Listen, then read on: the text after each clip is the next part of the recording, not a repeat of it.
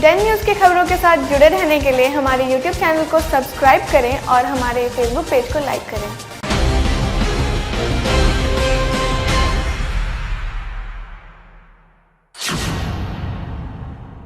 नमस्कार, आपका स्वागत है डेन न्यूज़ में और आपके साथ मैं हूं प्रतिज्ञा कश्यप। अब खबरें विस्तार से। मुजफ्फरपुर में एक बार फिर से जमीन के विवाद में खूनी झड़प हुई है। भाई ने अपने ही चचेरे भाई को चाकू से गोदने के बाद कुदाल से काटकर उसकी हत्या कर दी। घटना के बाद पूरे गांव में कोहराम मचा हुआ है। घटना साहिबगंज के वासुदेवपुर सराय गांव की है। जानकारी के मुताबिक ठेकेदार जितेंद्र शाह उर्फ जीतू अपनी पुश्तैनी जमीन पर मिट्टी भरवा रहा था। तभी मृतक का चचेरा भाई अजय शाह और विजय शाह समेत आधा दर्जन लोगों ने जीतू शाह एवं उनके भाई पर कुदाल, मछली मारने वाला कांटा और चाकू से एक पक्ष पर वार कर दिया, जिसमें जीतू शाह की मौके पर ही मौत हो गई, जबकि जीतू के 3 भाई समेत 4 लोग गंभीर रूप से घायल हो गए। थोड़ी देर के लिए वहां पर का इलाका रण क्षेत्र में तब्दील हो गया। सूचना पर पहुंची साहिबगंज पुलिस ने किसी तरह से स्थिति को नियंत्रण किया। पुलिस ने जीतू शाह के शव को पोस्टमार्टम के लिए एसकेएमसीएच भेज दिया है। वहीं एक आरोपी विजय शाह को गिरफ्तार कर लिया गया है। एसडीपीओ सरैया राजेश कुमार शर्मा ने बताया कि सभी आरोपी की तलाश में छापेमारी की जा रही है। जल्द ही सभी पुलिस के गिरफ्त में होंगे। उन लोग का जमीन का मामला था। हमारे मामा जी और नहीं घर पे थे और 2 मामा घर पे थे। उन लोग आए चाकू से हमारे मामा जी को मार दिए। हमारे मामा जी चल गए छोड़ के।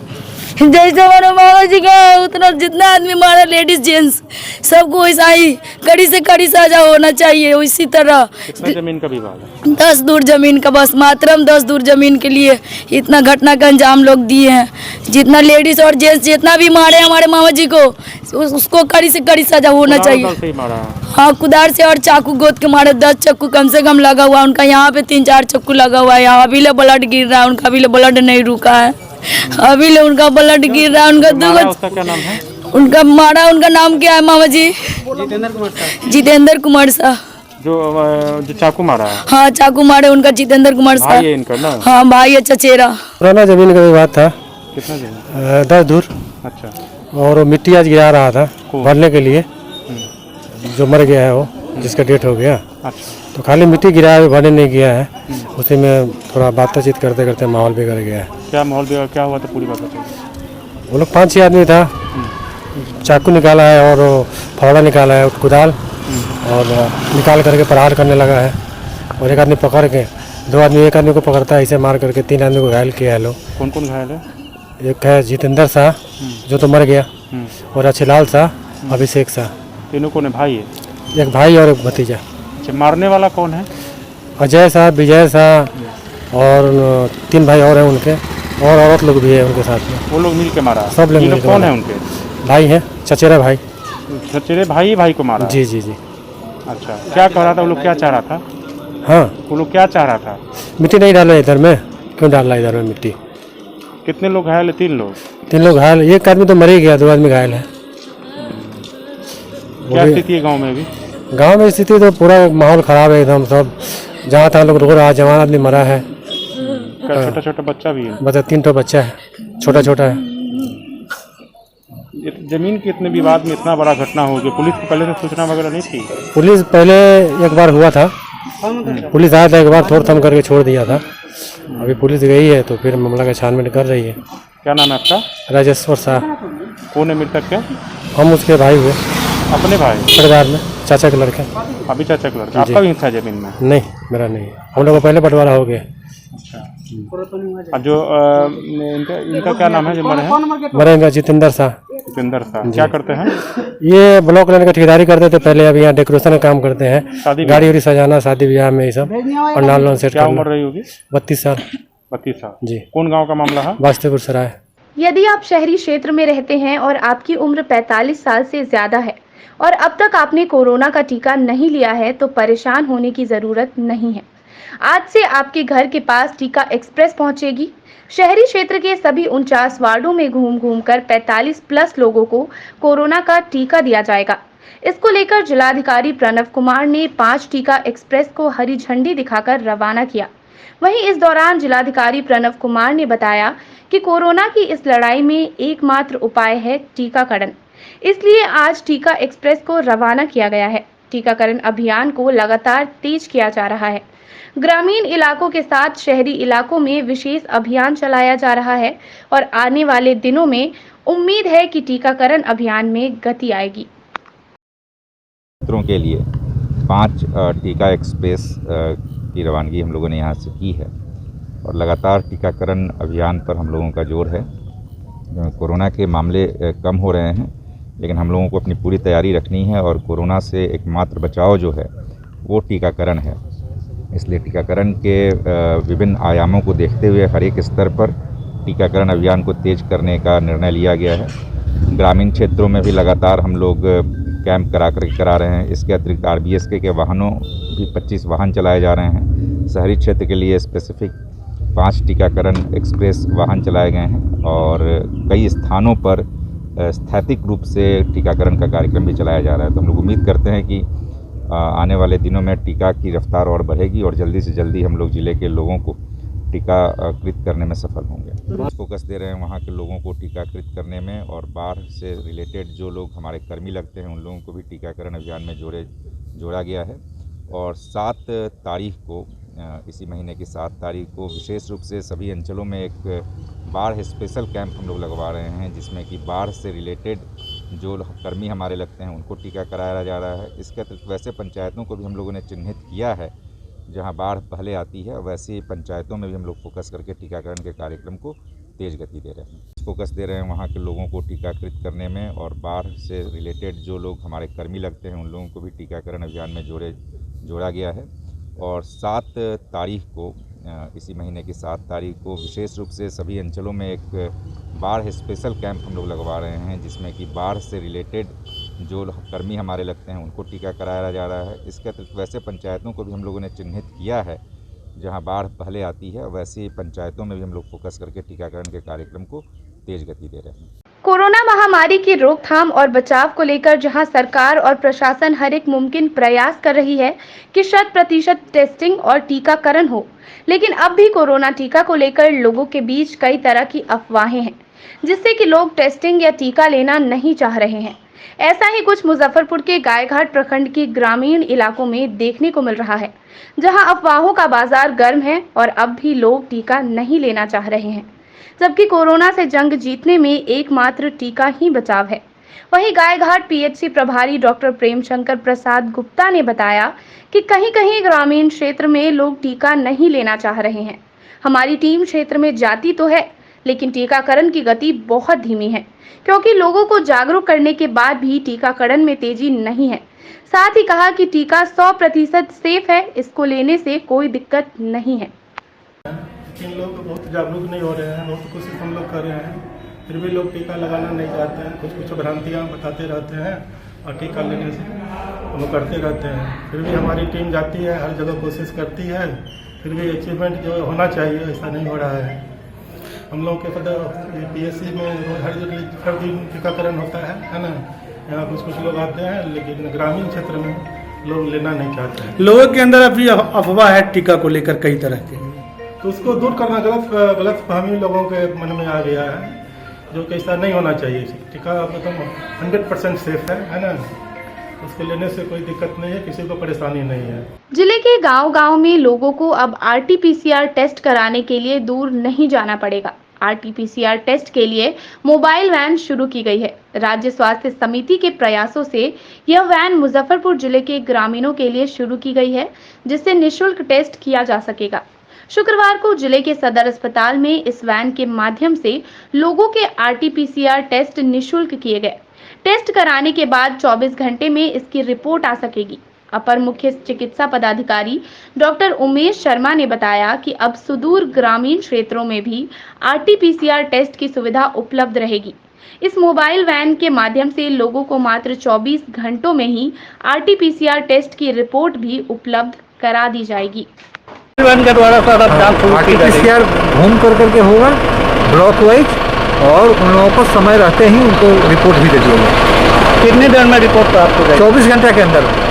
एक तरफ जहां जिले में कोरोना टीकाकरण को बढ़ावा देने के लिए जिलाधिकारी जन जागरूकता रथों को रवाना कर रहे हैं, वहीं टीकाकरण अभियान का दावा गरीबों के लिए खोखला साबित हो रहा है।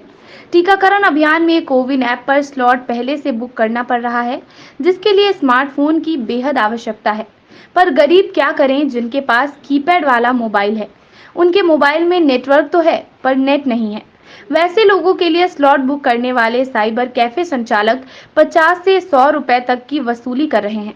वैसे तो टीकाकरण निःशुल्क है, पर टीकाकरण के लिए स्लॉट बुक करना इनके लिए सशुल्क हो गया है। सभी टीकाकरण केंद्रों पर सरकारी आदेश के बावजूद on the spot slot book नहीं किया जा रहा है, जिसके कारण कीपैड मोबाइल यूज करने वालों के लिए टीकाकरण अभियान हवाई साबित हो रहा है। पूरे मामले पर सांसद अजय निषाद ने कहा कि उनके संज्ञान में फिलहाल यह मामला नहीं आया है, पर इस समस्या का जल्द ही निदान निकाल लिया जाएगा।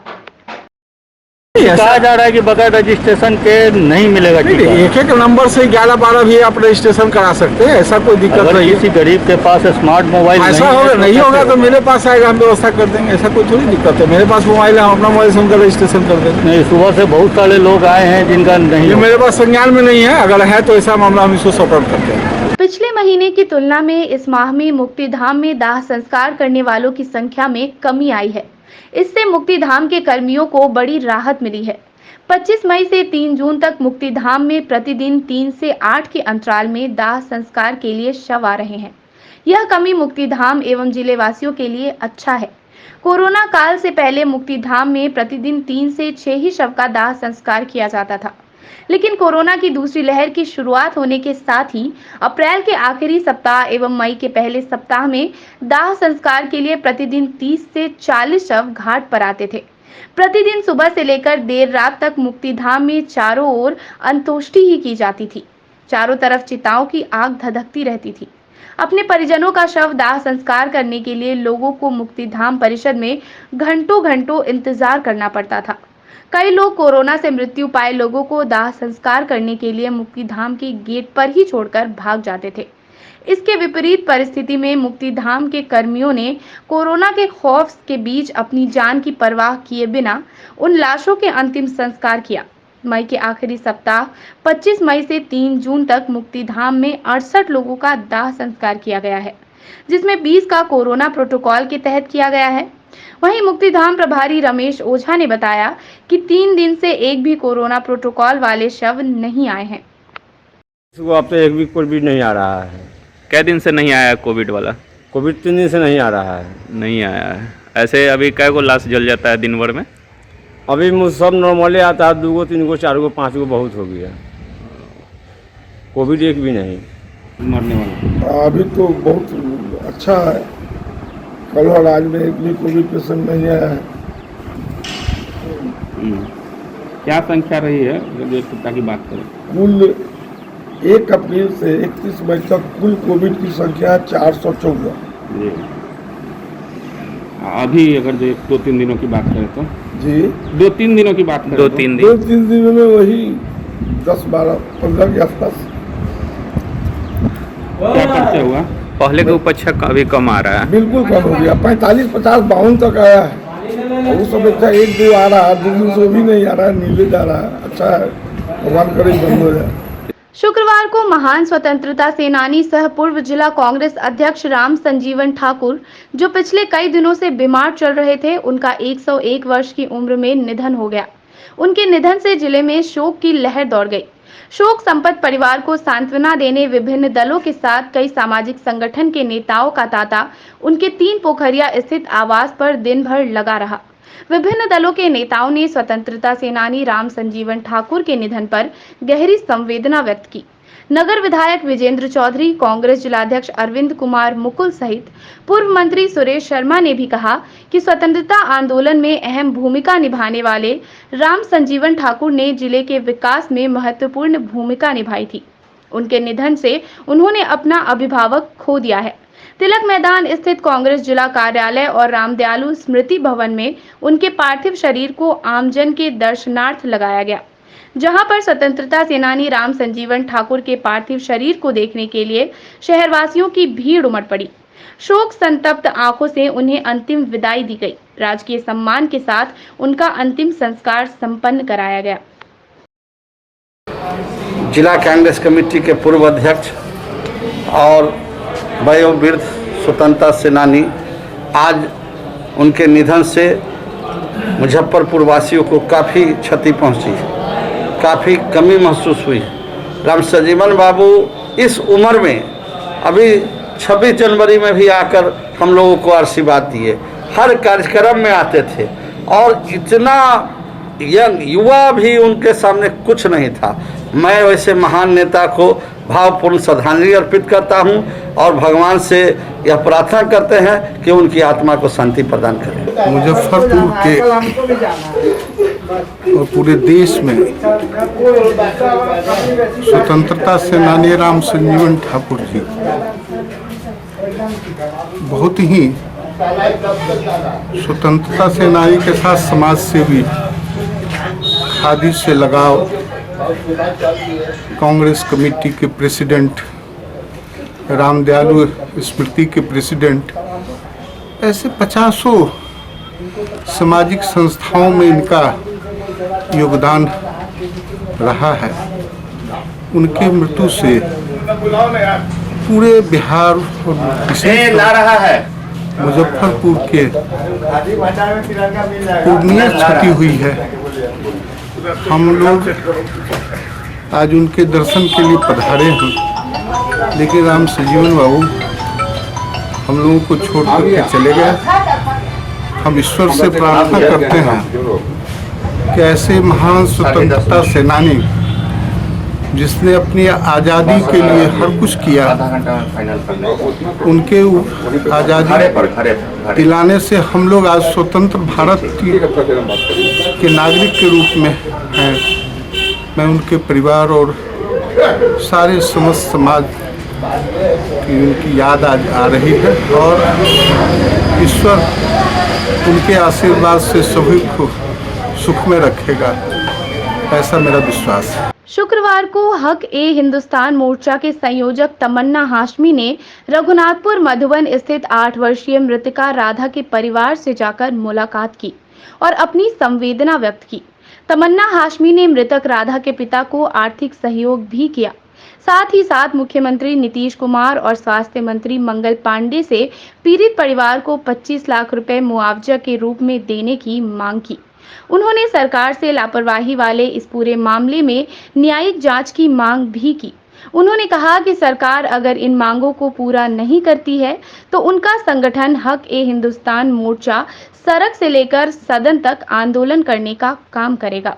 आपको बता दें कि बीते 1 जून को मुजफ्फरपुर सदर अस्पताल में कुढ़नी प्रखंड के रघुनाथपुर मधुबन गांव के निवासी संजय राम की 8 वर्षीय पुत्री राधा के गले में लीची का बीज फंस गया था, जिसे निकलवाने के लिए वह अपनी बेटी को लेकर सदर अस्पताल गया था, जहां कोरोना के नाम पर घंटों उसे दौड़ाया गया, जिसके दौरान मासूम ने तड़प तड़प कर दम तोड़ दिया, जिसके बाद इस घटना का वीडियो सोशल मीडिया पर वायरल भी हुआ।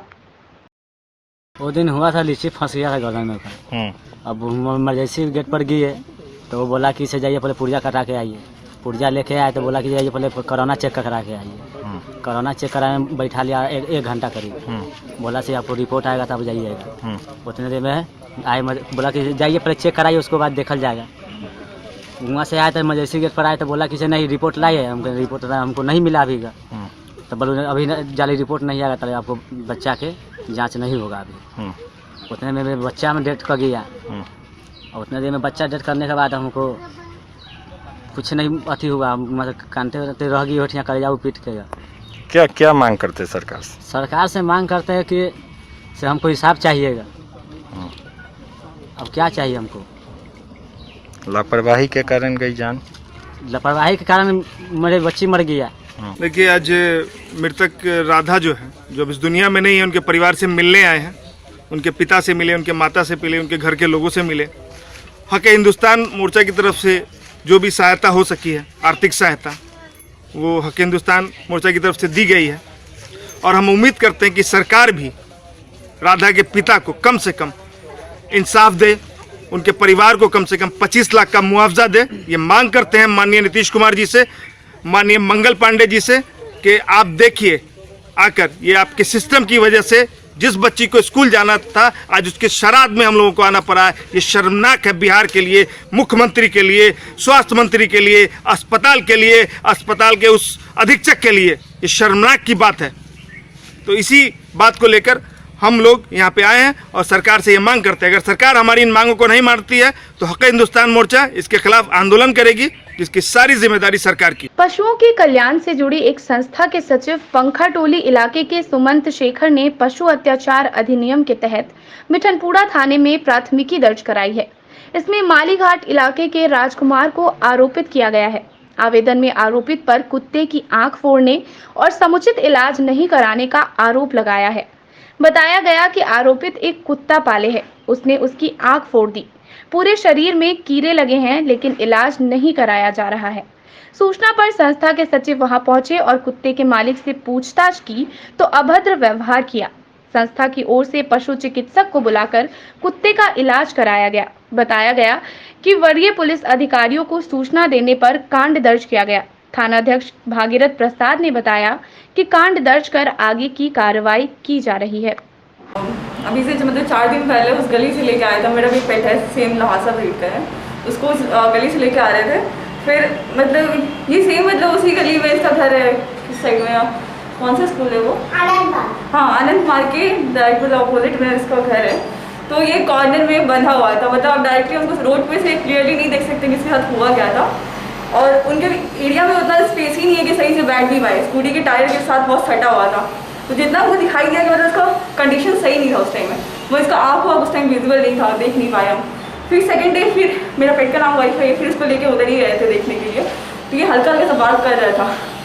थर्ड डे जब गए तो उसको देखे कि रोड पे ये रखा हुआ था और उसका बस एक पानी का जो कंटेनर था वो था, जिसमें पूरा फुल मतलब फंगस पूरा उस पानी के कंटेनर में था और ये मतलब वहीं पे बस पड़ा हुआ था। फिर अंकल को नॉक किए उनके दरवाजे को, तो वहाँ से आंटी निकल के आई पहले।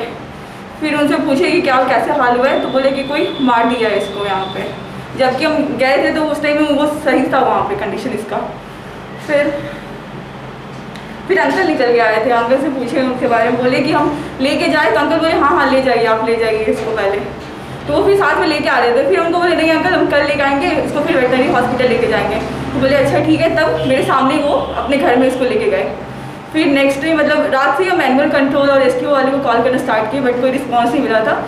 नेक्स्ट डे ये बेजुबानों की आवाज़ NGO है, उन पर चैट किए पहले, तो उनका कुछ है लिमिटेड है कि 1 आवर के अंदर वो रिस्पॉन्ड करते हैं। तो वहाँ से 15 मिनट में रिस्पॉन्ड आया और फिर उन्होंने नंबर दिया था ये वाइस प्रेसिडेंट का, तो हमें मजबूरन लीगल प्रोसीजर में जाना पड़ेगा। तो उन्होंने दैट वाज अ स्टेटमेंट कि आप किसी भी थाना को बोल दो, किसी भी मंत्रिमंडल को बोल दो, किसी को भी चलो, मोदी तोदी को बोल दो, इस टाइप इनका बहुत गंदे लैंग्वेजेस में हमारे respected prime minister Shrimati Maneka Gandhi ji का, ये सब लोगों का काफ़ी गंदा रियल था। तो फिर हमें रहा नहीं गया, फिर हमने जाके FIR दर्ज करने के लिए कंप्लेन दिया सेम डे। बट पुलिस वालों का रिएक्शन ऐसा था कि ये कुत्ते का है, क्या है, कैसा है, अच्छा आप अर्जी डाल के चले जाओ, कल 12 बाबू आएंगे तो देखेंगे, SHO साहब आएंगे तो देखेंगे, but he is not taking any proper action, legal action जो नहीं था। फिर हमने, क्योंकि मैं एक PFA का मेंबर भी हूँ और आवाज़ ग्रुप हम यहाँ पर रन भी कर रहे हैं, तो हम लोगों ने मेनका गांधी मैम को फिर इस पर मेल किया, रिक्वेस्ट की कि मैम ऐसी सिचुएशन है। उन्होंने फिर हमें रिक्वेस्ट किया, सारा चीज़ उन्होंने हमारे यहाँ से करवाया।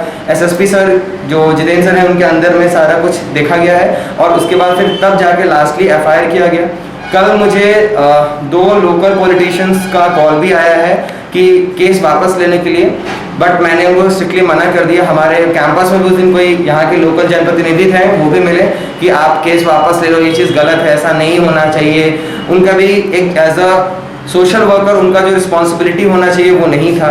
तो सर इस तरह की काफ़ी चीज़ें आई हैं, अभी हम ट्रीटमेंट में हैं और हम बेस्ट कर रहे हैं कि एटलीस्ट जितनी जल्दी से जल्दी हो सके ये ठीक हो जाए, प्रॉपर करें। और जिस मैम से भी आपने बात किया उन्होंने अपने घर में ही इसको फॉस्टर कर रखा है।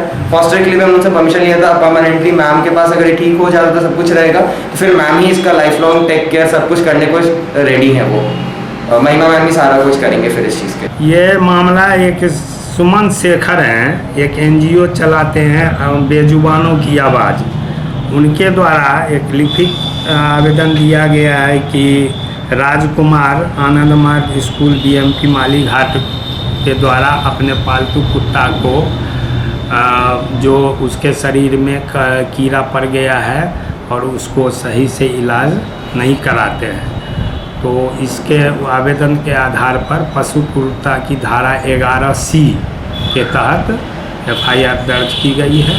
अनुसंधान की जा रही है, अगली कार्रवाई की जाएगी। मुख्यमंत्री ग्रामीण सड़क योजना के अंतर्गत गुरुवार और शुक्रवार को मरवन प्रखंड में कांटी विधायक इसराइल मंसूरी द्वारा 5 सड़कों का शिलान्यास किया गया। मरवन प्रखंड के मोहम्मदपुर सूबे पंचायत के मिठनपुरा फसियरवा चौक से 2.8 किलोमीटर सड़क की प्राक्कलित राशि 1 करोड़ 25 लाख, देवरिया सड़क से नया टोला नहरी चौक से 4 किलोमीटर सड़क की प्राक्कलित राशि 2 करोड़ 43 लाख व बड़का गांव में 5.94 किलोमीटर सड़क की प्राक्कलित राशि 3 करोड़ 9 लाख की लागत से 3 सड़कों का शिलान्यास किया गया। आज कांटी विधानसभा क्षेत्र अंतर्गत मरवन प्रखंड के कई रोडों का शिलान्यास किया गया है। इस संदर्भ में आपको मिठनपुरा फसियरवा चौक से एक सड़क का शिलान्यास किया गया है जो 2.8 किलोमीटर लगभग है। उसकी लागत 1 करोड़ 25 लाख के आसपास में उसकी योजना है। दूसरा देवरिया सड़क से नया टोला नहरी चौक जो 4 किलोमीटर के लगभग का है और 2 करोड़ 43 लाख रुपया लगभग उसका प्राक्कलित राशि है। तीसरा मरवन बड़का गांव पथ में महेंद्र सिंह के आवास के नज़दीक वो लेंथ 5 किलोमीटर के लगभग है और 3 करोड़ 9 लाख रुपया के लागत से ये 3 सड़क जो महत्वपूर्ण सड़क है मुख्यमंत्री ग्राम सड़क योजना के अंतर्गत बनना शुरू हुआ है, जिसका शिलान्यास किया गया है। और इस शिलान्यास के अवसर पर हम कांटी के सामान्य जनता से कोई यह संदेश जरूर देना चाहेंगे कि आपने जिस प्रतिनिधि को चुना है लगातार आपके विकास के लिए अग्रसर है और लगातार हम प्रयास कर रहे हैं और अपने कार्यकाल में पूरे कांटी विधानसभा क्षेत्र का कोई ऐसा रोड नहीं रहेगा जो सड़क बना हुआ नहीं रहेगा, जर्जर स्थिति में नहीं रहने देंगे। आज इस शिलान्यास के माध्यम से हम लोगों को यह कहना भी चाहते हैं। शुक्रवार को कांग्रेस जिला अध्यक्ष अरविंद कुमार मुकुल ने जिलाधिकारी प्रणव कुमार के माध्यम से राष्ट्रपति को एक आवेदन भेजा। कांग्रेस जिला अध्यक्ष अरविंद कुमार मुकुल ने बताया कि जिले में कोरोना वैक्सीन के टीकाकरण की अभियान बेहद सुस्त गति से चल रही है, जिसके कारण कोरोना के तीसरे लहर में अत्यधिक क्षति होने की आशंका है। इस क्षति से बचने के लिए टीकाकरण अभियान में गति लाई जाए, जिससे शहरवासी कोरोना वायरस के संक्रमण से बच सकें। उन्होंने बताया कि कोरोना से बचाव के लिए टीकाकरण के अलावा कोई उपाय नहीं है, इसलिए गांव-गांव तक सुदूर देहाती क्षेत्रों में भी टीकाकरण अभियान चलाकर लोगों को कोरोना वैक्सीन का टीका उपलब्ध कराया जाए। महामहिम राष्ट्रपति द्वारा जिलाधिकारी जी से मिलकर जिला कांग्रेस कमेटी की ओर से अखिल भारतीय कांग्रेस कमेटी के निर्देशानुसार जो वैक्सीन भारत सरकार की ओर से लगाई जा रही है, टीकाकरण किया जा रहा है, वो बहुत धीमे गति से और 2% हुआ। ऐसे स्थिति रही तो 3 साल में भी हम टीकाकरण नहीं कर पाएंगे। आज युवाओं का भी जो स्थिति है या हमारे डबल डोज वयस्क सब लोग त्राहिमाम कर, इसलिए जिला कांग्रेस कमेटी आज मांग की है कि 1 करोड़ प्रतिदिन वैक्सीनेशन टीकाकरण किया जाए ताकि हम तीसरी लहर से जीत सके। इसलिए कि यह सरकार फेलियर है, केंद्र सरकार कहती कुछ है करती कुछ है। वैक्सीनेशन में यह निर्यात की है और हमारे जो जनता है वह मर्म तरफ के मरे। अगर वह चाहती तो विदेश से भी वह सबक सीख सकती थी कि विदेशों में क्या स्थिति रही, कितने लोग मारे गए। वह नहीं सीखी, नहीं तैयारी की, जिस कारण आज लाखों लाख लोग की मृत्यु हो गई। और अभी भी तीसरी लहर से पहले अगर 1 करोड़ प्रतिदिन वैक्सीनेशन अगर नहीं लगाएंगे तो हम तीसरी लहर से विजय प्राप्त नहीं करेंगे। इसलिए पूरे देश में आज सभी जिला अध्यक्ष कांग्रेस कमेटी की ओर से जिलाधिकारी द्वारा महामहिम राष्ट्रपति जी को ज्ञापन सौंपा गया है कि अविलंब 1 करोड़ वैक्सीनेशन लगाया जाए। महान स्वतंत्रता सेनानी राष्ट्रपति से सम्मानित नागरिक मोर्चा के संरक्षक राम संजीवन ठाकुर के निधन से जिले में शोक की लहर दौड़ गई।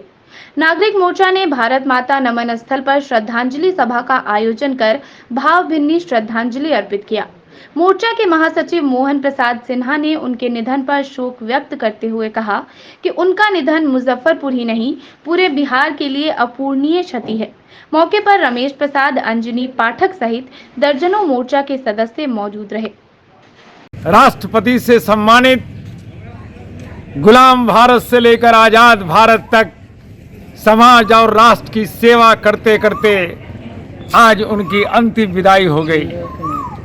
नागरिक मोर्चा के संरक्षक, अनेकों संस्थाओं के मार्गदर्शक, वयोवृद्ध स्वतंत्रता सेनानी, लगभग 98 वर्षीय परम आदरणीय राम संजीवन ठाकुर जी का आज निधन मुजफ्फरपुर ही नहीं बिहार के लिए अपूरणीय क्षति है। राष्ट्र के लिए जिएंगे और राष्ट्र के लिए मरेंगे, इसी संकल्प के साथ उन्होंने जो राष्ट्र की सेवा की है वह अतुलनीय है, अद्भुत है।